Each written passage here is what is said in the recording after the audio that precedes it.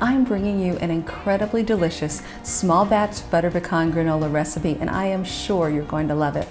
Preheat the oven to 300 degrees.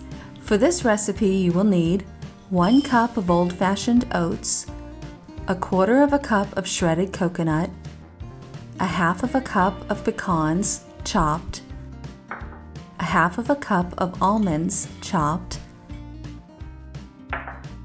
2 tablespoons of brown sugar, 1/4 teaspoon of ground cinnamon. In a large bowl, combine the oats, coconut, almonds, pecans, brown sugar, and cinnamon. In a small pot on a medium heat, melt 3 tablespoons of salted butter. Stir in 2 tablespoons of maple syrup.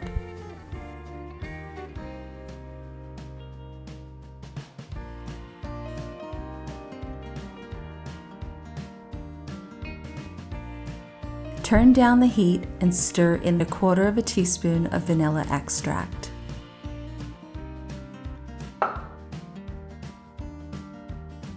Pour the butter syrup mixture over the oats and nuts mixture and stir until well blended.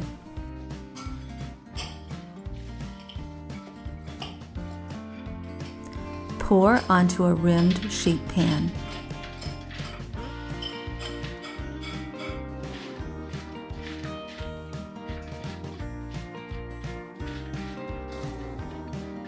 Cook for 30 minutes, stirring every 10 minutes to achieve an even color.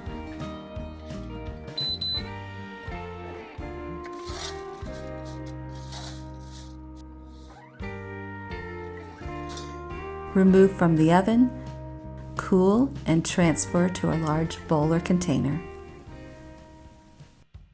Here are a few expert tips.